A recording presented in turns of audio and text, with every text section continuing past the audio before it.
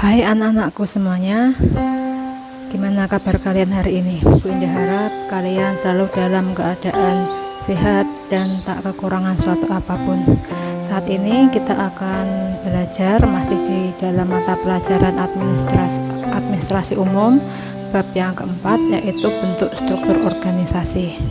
Kompetensi dasarnya untuk pengetahuannya yaitu memilih bentuk struktur organisasi, dan kompetensi dasar untuk keterampilannya membuat struktur organisasi sesuai kebutuhan.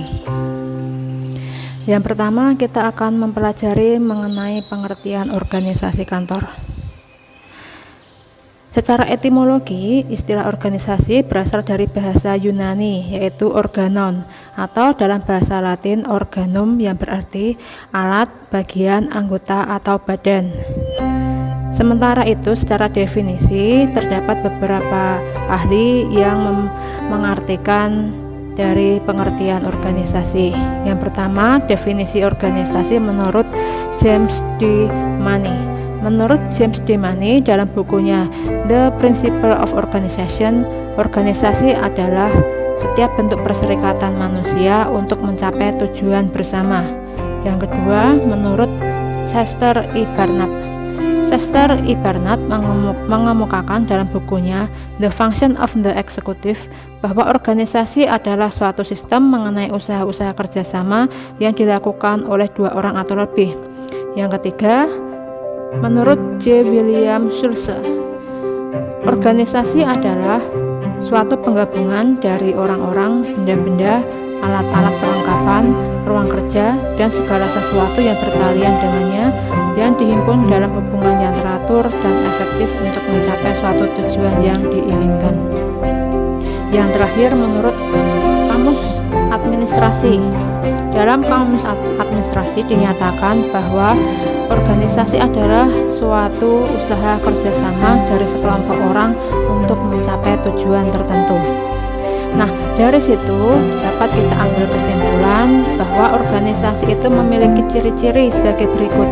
Yang pertama, terdiri atas sekelompok orang, yakni dua orang atau lebih. Jadi, organisasi itu tidak bisa dijalankan hanya oleh satu orang. Yang kedua, terdapat kerjasama yang berlangsung di dalamnya. Orang-orang tadi yang terdapat di dalam organisasi tersebut harus saling bekerja sama. Untuk apa? Yaitu untuk yang ketiga, mencapai tujuan yang hendak dicapai bersama. Jadi di dalam suatu organisasi itu terdapat sekelompok orang di mana mereka saling bekerja sama untuk mencapai tujuan yang hendak dicapai bersama-sama. Yang kedua, kita akan membahas mengenai prinsip-prinsip organisasi kantor. Dr. Andes M. Manulang, seorang ahli di bidang manajemen dan organisasi, menyebutkan bahwa suatu organisasi dapat berjalan dengan baik atau dalam rangka membentuk suatu organisasi jika memperhatikan beberapa prinsip-prinsip organisasi berikut ini. Yang pertama, prinsip perumusan tujuan.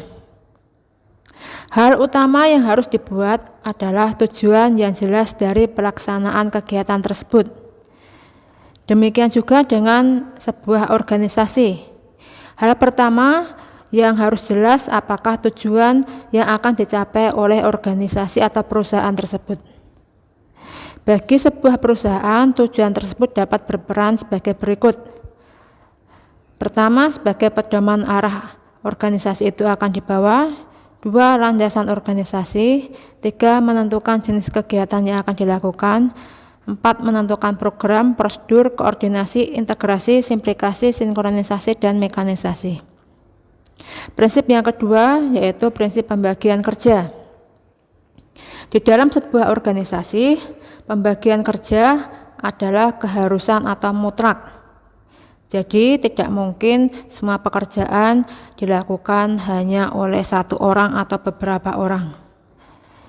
Tanpa adanya pembagian kerja akan terjadi tumpang tindih, yaitu satu orang bisa saja dibebani beberapa macam pekerjaan sedangkan yang lainnya tidak, atau mungkin satu pekerjaan dilakukan oleh dua orang. Pembagian pekerjaan akhirnya akan menghasilkan departemen-departemen dan deskripsi tugas dari setiap departemen sampai unit-unit terkecil dalam organisasi. Dengan adanya pembagian tugas pekerjaan, susunan atau struktur organisasi, tugas dan fungsi setiap unit dalam organisasi, hubungan-hubungan, serta wewenang tiap unit organisasi dapat ditetapkan sekaligus. Pembagian tugas tidak hanya dilihat berdasarkan manfaat yang diperoleh dari penerapan prinsip pembagian kerja, tetapi juga dalam rangka mewujudkan penempatan orang yang tepat pada jabatan yang tepat. Jadi jangan sampai orang yang bisa mengoperasikan komputer dengan baik, misalnya seorang yang memiliki ahli dalam bidang IT, ia salah ditempatkan untuk menjadi bagian dari pemasaran, sedangkan orang yang ahli dalam pemasaran ditempatkan dari bagian IT. Jadi itu tidak menerapkan the right man in the right place.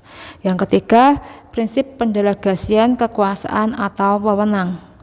Dalam pelaksanaan kegiatan, setiap pimpinan harus memperoleh delegasi kekuasaan atau wewenang yang diperlukan agar dapat melaksanakan tugasnya dengan baik.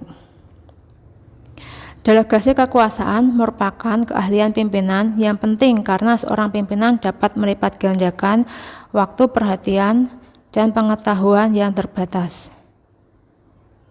Delegasi kekuasaan merupakan salah satu jalan utama bagi pimpinan dalam membuktikan bahwa ia layak dan dapat dipercaya sebagai pimpinan. Jadi seorang pimpinan itu dia tidak dapat melaksanakan semua tugasnya sendiri. Dia memiliki anak buah dan dia harus bisa mendelegasikan tugas-tugas tersebut ke anak buahnya sesuai dengan kemampuan dari masing-masing anak buah tersebut. Atau dengan kata lain, terjadi pendelegasian kekuasaan atau wewenang. Yang keempat, rentang manajemen. Prinsip ini seringkali disebut dengan istilah berbeda-beda, seperti span of authority, span of control, span of management, atau span of managerial responsibilities. Sebuah organisasi perlu memperhatikan efektivitas dan efisiensi seorang pimpinan. Efektivitas dan efisiensi tersebut dinilai melalui kemampuan dalam melakukan pengawasan optimal terhadap sejumlah pegawai yang menjadi bawahannya. Melalui prinsip ini dapat diketahui berapa jumlah pegawai yang tepat, dalam artian memiliki kemampuan dan keahlian yang sesuai dengan bidangnya untuk menjadi bawahan seorang pimpinan. Dengan demikian, pimpinan tersebut dapat dikatakan dapat memimpin, membimbing, mengawasi dengan berhasil dan berdaya guna. Jadi seorang pimpinan itu dia harus bisa mengawasi beberapa anak buahnya. Jadi kalau misalnya anak buahnya terlalu banyak, maka pimpinan juga akan sulit melakukan pengawasan. Jadi berapa jumlah anak buah yang sesuai dengan kemampuan pimpinan itu harus disesuaikan. Yang kelima, tingkat pengawasan. Berjalannya sebuah organisasi dalam mencapai tujuan yang telah ditentukan harus dipastikan dengan selalu menjalankan sistem pengawasan. Tanpa adanya pengawasan akan sulit bagi suatu organisasi untuk mencapai tujuan. Berdasarkan prinsip ini, tingkat pengawasan atau tingkat pimpinan hendaknya diusahakan sedini mungkin.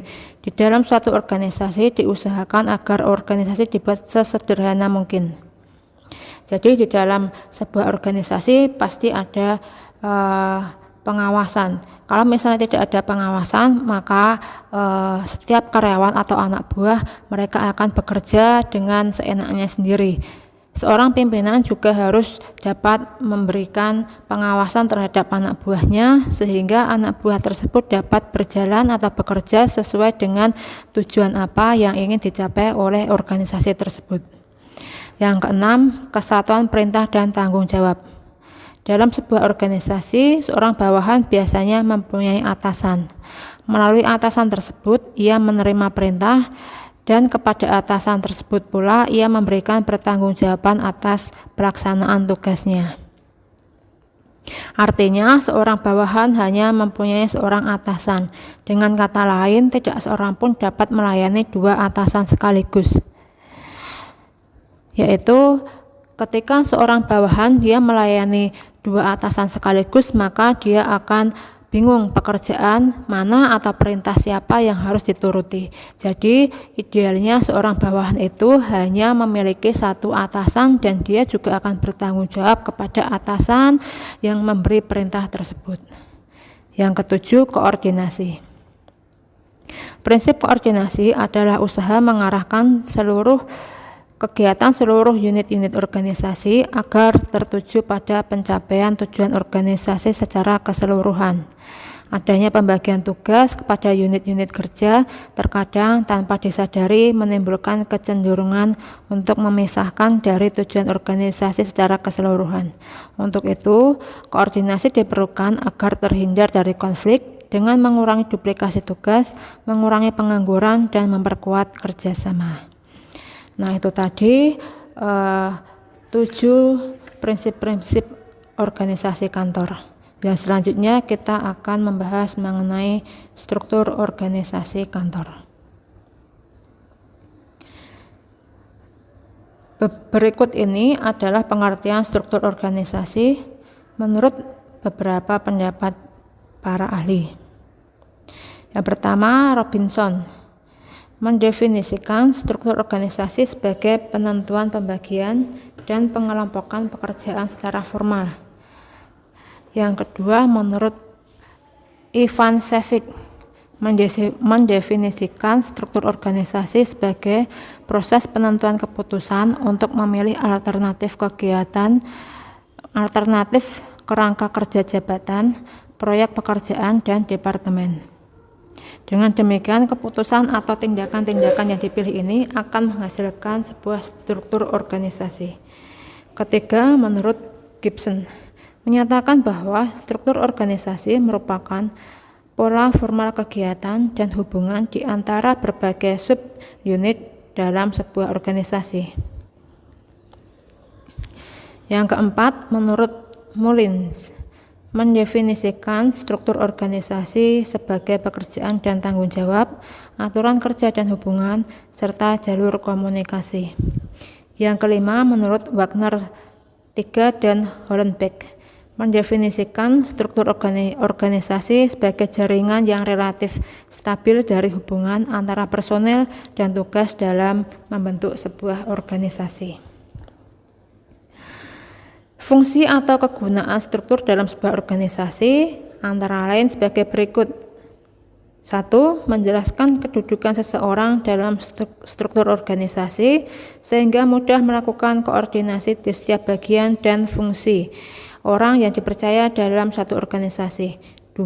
Menguraikan pembagian kerja sehingga memudahkan pimpinan untuk melakukan monitoring dan pengendalian. 3. Menunjukkan hubungan antar bagian atau posisi dalam melaksanakan tugas dan tanggung jawab. 4. Memberikan gambaran tanggung jawab setiap anggota terhadap pimpinan atau atasan yang telah memberikan wewenang yang harus dipertanggungjawabkan. Yang terakhir, bentuk-bentuk organisasi. Bentuk-bentuk organisasi dapat dibedakan menjadi 3, yaitu organisasi garis atau lini, yang kedua organisasi garis dan staf, yang terakhir organisasi fungsional. Kita akan membahas yang pertama dulu mengenai organisasi garis atau lini. Dalam bentuk ini, organisasi dibagi ke dalam unit-unit kerja pada tingkat atau jenjang yang diperlukan. Wewenang dari pucuk pimpinan mengalir langsung kepada para pimpinan unit pada tata jenjang organisasi. Setiap pimpinan unit memegang wewenang dan tanggung jawab penuh terhadap bidang kerja unitnya. Semua pegawai pada unit tersebut menerima instruksi dan petunjuk langsung dari pimpinan unit dan langsung mempertanggungjawabkannya. Pada bentuk organisasi garis atau lini, lalu lintas wewenang dan tanggung jawab berjalan secara lurus dan vertikal melalui saluran tunggal sehingga bentuk struktur organisasinya lebih sederhana. Kelebihan dari bentuk organisasi garis atau lini adalah sebagai berikut. A. Kesatuan perintah lebih terjamin karena pimpinan berada pada satu tangan. B. Proses pengambilan keputusan dapat berjalan lebih cepat. C. Rasa kesetiakawanan antar pegawai lebih tinggi karena lebih saling kenal. Namun juga terdapat beberapa kekurangan dari bentuk organisasi garis atau lini, yaitu A. Seluruh organisasi sangat bergantung pada satu orang. Jika pimpinan tidak mampu memimpin kelangsungan organisasi tersebut, dapat terancam jatuh atau bahkan hancur. B. Biasanya pimpinan cenderung otoriter. Dan C. Pegawai lebih sulit untuk berkembang. Ya, dapat dilihat di bagannya terdapat pucuk pimpinan, dan pucuk pimpinan membawahi 3 kepala bagian, sedangkan masing-masing kepala bagian membawahi 2 kepala seksi. Yang kedua, organisasi garis dan staf. Pada organisasi ini, pimpinan organisasi mengangkat tenaga staf untuk membantu pelaksanaan semua pekerjaan yang sangat luas. Pada bentuk ini, unit-unit organisasi disusun menurut bentuk garis lurus, tetapi pada unit pimpinan ditambah tenaga staf sebagai tenaga ahli perorangan atau suatu unit khusus yang bertugas memberikan bantuan-bantuan keahlian kepada pimpinan organisasi. Kelebihan dari organisasi garis dan staf: yang pertama, memudahkan untuk pengambilan keputusan yang tepat karena adanya staf ahli. Yang kedua, cocok digunakan untuk organisasi besar yang memiliki tugas dan tujuan yang luas. Yang ketiga, lebih mudah untuk menerapkan konsep the right man on the right place. Sementara itu kekurangannya, yang pertama, kesetiakawanan antar pegawai sulit dibina karena luasnya organisasi sehingga karyawan tidak saling mengenal. Yang kedua, organisasi sulit dilakukan karena rumitnya susunan organisasi. Di dalam bagan tersebut bisa dilihat pucuk pimpinan, dia memiliki 2 staf ahli, yaitu akuntan publik dan penasihat hukum. Akuntan publik ini dia tugasnya menangani akuntansi yang ada di dalam perusahaan tersebut. Sedangkan penasihat hukum dia akan menangani yang berkaitan dengan masalah hukum. 2 orang ini akan bekerja membantu pimpinan untuk menyelesaikan masalah yang berkaitan dengan bidangnya masing-masing, yaitu di bidang akuntansi dan di bidang hukum. Karena tidak semua karyawan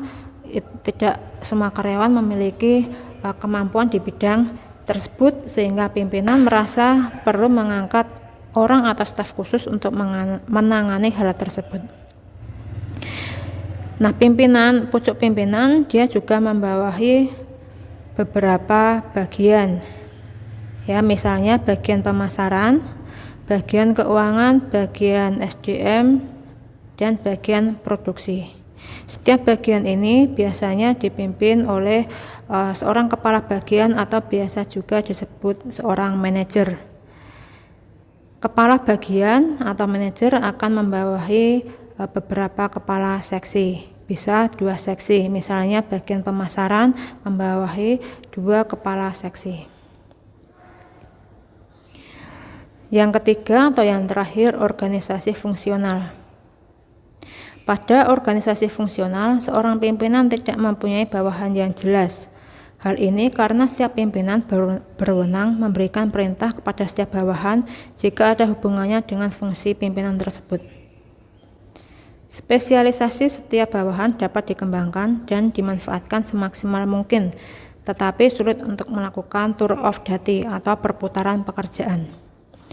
Kelebihan dari bentuk organisasi fungsional yaitu A. Pembagian tugas-tugas menjadi lebih jelas. B. Spesialisasi pegawai lebih dapat dikembangkan. C. Spesialisasi pegawai dapat dimanfaatkan lebih maksimal karena masing-masing fungsi dipegang oleh orang yang ahli dalam bidangnya. Sementara itu, kekurangan struktur organisasi fungsional adalah sebagai berikut. Sulit untuk melakukan tour of duty karena para pegawai telah terspesialisasi. Yang kedua, para pegawai lebih mementingkan spesialisasinya sehingga sulit melakukan koordinasi. Dan yang terakhir, tidak ada kesalahan perintah karena pegawai dapat menerima perintah dari beberapa atasan yang sama-sama memiliki kekuasaan.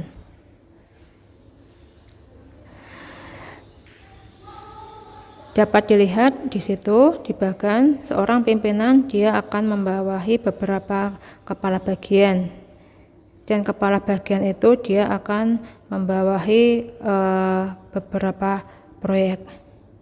Demikian ulasan atau materi yang dapat Bu Indah sampaikan mengenai bentuk struktur organisasi. Untuk lebih jelasnya, kalau misalnya kalian mengalami kesulitan, bisa kalian WA Bu Indah atau bisa kalian baca lebih lanjut di buku yang sudah kalian miliki. Terima kasih untuk kalian yang sudah mau melihat video pembelajaran Bu Indah ini. Semoga kalian bisa lebih jelas di dalam menerima materi mengenai bentuk struktur organisasi. Terima kasih. Sampai jumpa di pertemuan yang berikutnya.